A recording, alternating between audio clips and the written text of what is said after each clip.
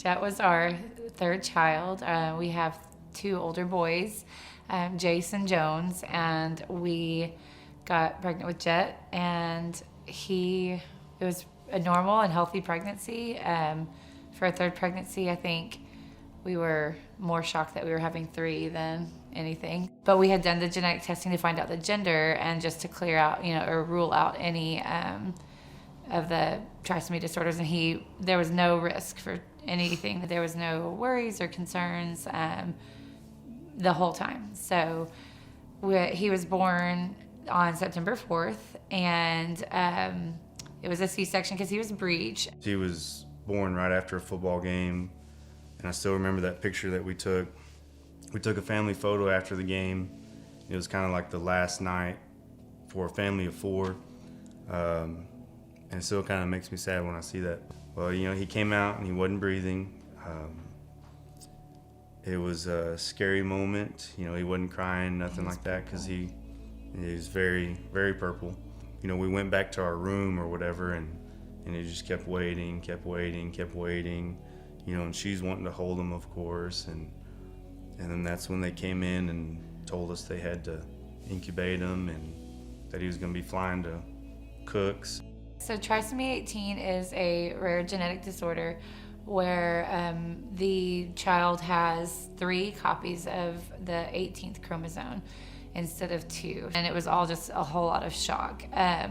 So for us, that was part of one of the shock bombs that went off in our life, was finding out that he had trisomy 18. When he got off the tube, he went to a minimal dose of oxygen really quickly, and they were pretty surprised by that, and that's how we were able to come home. Was it 4 weeks? Mm-hmm. So otherwise we'd have been in the hospital much longer, and he was able to breathe on that minimal dose so quick that we were able to come home, which was huge. They were so excited to have their brother. Yeah. Just thinking about, it's hard, but thinking about the videos of them holding him and singing to him, they loved him very much.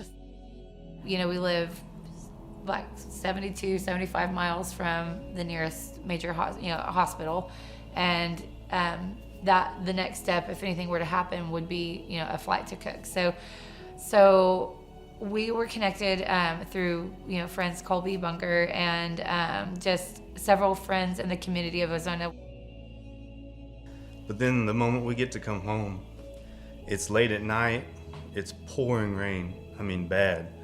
When we get to kind of the halfway point between here and Barnhart, and we have DPS officers, fire trucks, they're all waiting on us, and they give us an escort into town. We actually just had a junior high football game, and they parked the bus at the grocery store, and they were all out there in their shirts and ties because they have to dress up on game days, just getting soaked, cheering us on. And it was just I think that's just how special Ozona is, to take care of their people. He was only a few weeks old when we first met. He was actually asleep in the living room in his little bassinet. Sweet as can be. He required a lot just for survival. And that was something that we worked together as a team to bring in an extra set of equipment because they were working with just one unit. And it was taking the whole family to move that one unit from the living room to the bedroom, or from the bedroom to their room. HOSA was brought into our home, mainly just to support that quality of life that we wanted him to have. They were kind of the boots on the ground of making sure every weekend that we had enough, feeding tube replacements. That was huge for us. So that connection was huge. And Barbie was helpful with Medicaid paperwork and making sure that I knew what resources Jett was eligible for. And so knowing that there was an organization that existed that was a central point for any questions that we had, whether it was how do we talk to our kids about what's going on, how do we talk to our kids about Jett, and his condition in a way that is, appropriate for a 4 and 2-year-old to hear. I feel like hospice really was able to be a very central connection point for us, so that we didn't have to constantly be in and out of doctor's appointments and in and out of that. Candy would come by every Friday, and they would sit and visit for about an hour and just check Jett, and that gave us peace of mind.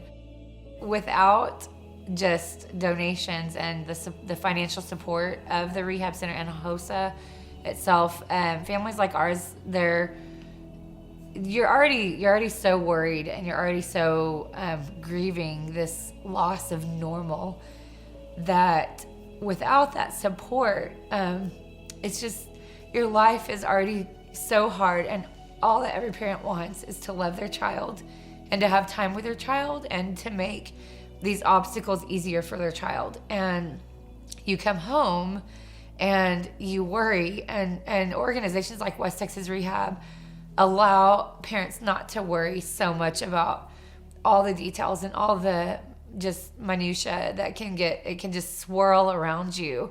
And so what HOSA and West Texas Rehab kind of did was kind of just move that like tornado of worry out of our lives.